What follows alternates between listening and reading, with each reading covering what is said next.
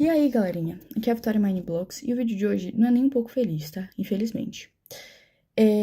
Acontecido uma coisa na minha vida muito injusta e que eu preciso falar com vocês porque eu tô sendo silenciada. Primeiramente, eu tô sozinha nesse quarto aqui, tá?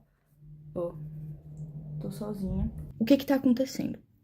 O meu pai veio pra justiça e começou a dizer que minha mãe está me maltratando, que ela tá me fazendo cárcere privado, fazendo um monte de coisa, que é crime, né, óbvio.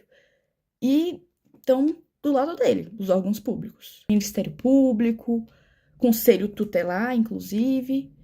Eu tô quase indo para um abrigo por conta de denúncias falsas do meu pai. O meu pai cometeu violência doméstica contra minha mãe.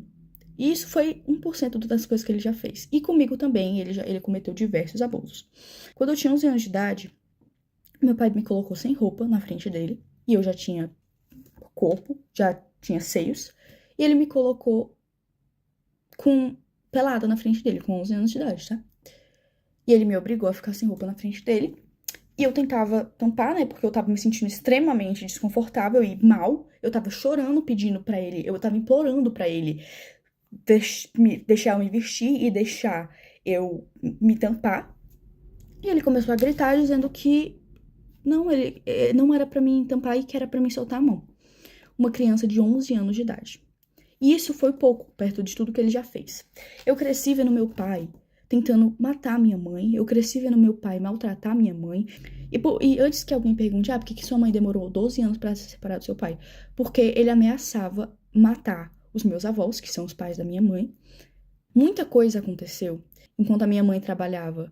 Ele ficava trazendo um monte de pessoas pra dentro de casa. Eu ficava sozinha com ele e ele trazia uns amigos dele pra dentro de casa com uma criança menina dentro de casa. E ele já chegou a quebrar computadores no soco.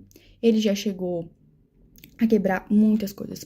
Ele quebrava prato, quebrava um monte de coisa. Vidro, pote, ele quebrava tudo tacando na parede, querendo causar medo em mim, na minha mãe.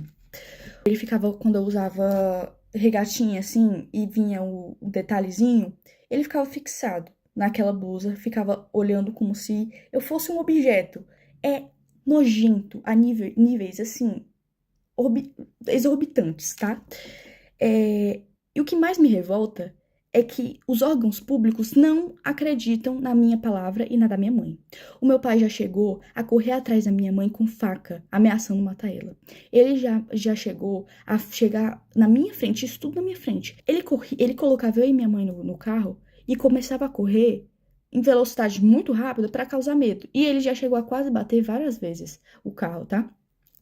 Então, assim, ele tá denunciando a minha mãe, dizendo que ela tá me maltratando, que ela é uma péssima pessoa, uma péssima mãe. Sendo que tudo que ele tá denunciando a minha mãe é coisas que ele fez. Porque ele cometeu os crimes. Ele que me abusou. Ele que me colocava contra a minha mãe, tá? Ele falava que a minha mãe não gostava de mim. Ele falava pra mim que a minha mãe, ela não se importava comigo. Sendo que a minha mãe morreria por mim, tá bom? A minha mãe faria de tudo, e ela faz de tudo por mim. Porque desde que eles se separaram, muita coisa aconteceu. Eu entrei em crises que eu tive que ser internada em hospitais psiquiátricos, tá? Eu tive que ser internada em clínicas porque eu tava tentando contra a minha própria vida. Eu tenho ideações suicidas por causa que o meu pai falava assim pra minha mãe: eu vou te enlouquecer até você se matar. Como eu disse, eu tive muitas crises.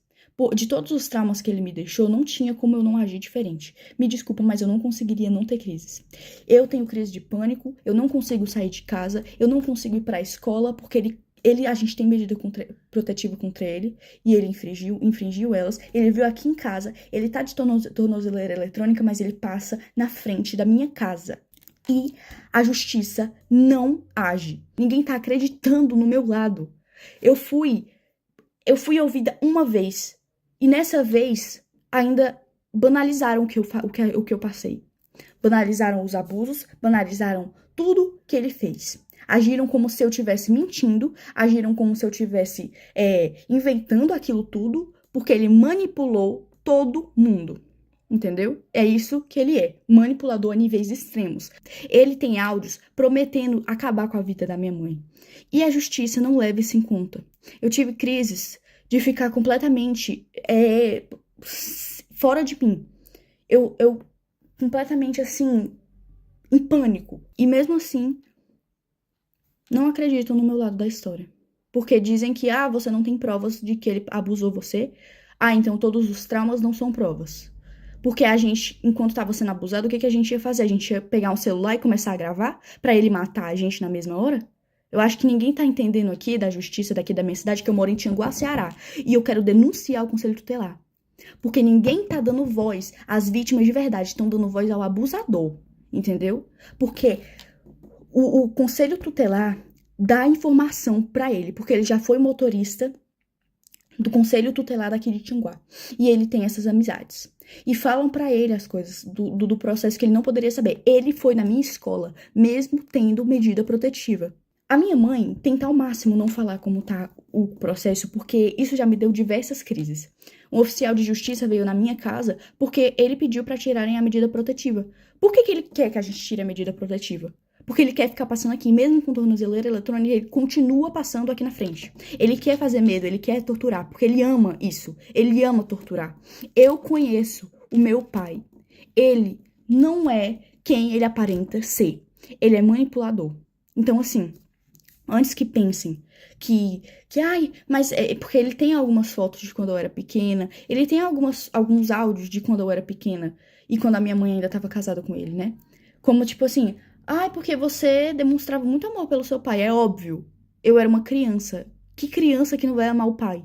Eu não entendia que o que ele fazia era errado. Eu não tenho nem palavras pra descrever o tamanho da injustiça que eu estou vivendo na minha vida e com a da minha mãe. Já não basta todos os traumas que ele causou, a gente ainda tendo que passar por tudo isso, ele querendo a minha guarda pra quê? O que ele quer fazer comigo? Isso é um absurdo. Completamente absurdo. Eu não queria ter que transformar o meu canal, infelizmente ter que falar sobre isso no meu canal, mas é a única forma, porque a justiça não está sendo feita. E se não querem me ouvir, eu vou fazer com que eu seja ouvida, entendeu? Então, assim, saiba, Conselho Tutelar e Ministério Público, que o que vocês estão fazendo é um absurdo. Vocês não estão acreditando na versão da vítima. Vocês estão preferindo escutar um abusador. Isso é um absurdo. Eu não tenho nem palavras pra descrever o tamanho do choque que eu tenho, tá? Tudo que ele tá denunciando, o cárcere privado, maus tratos, era tudo isso que ele fazia.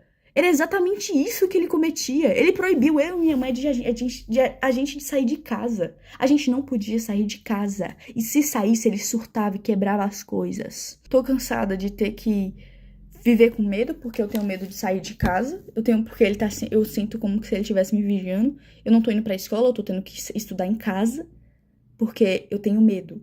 Eu não aguento mais ter medo. O meu avô é mais pai do que o meu próprio pai biológico, tá? A minha avó é a minha segunda mãe. Eu tenho duas mães, a minha mãe mesmo e a minha avó. Mas o Jorge não se encaixa nisso.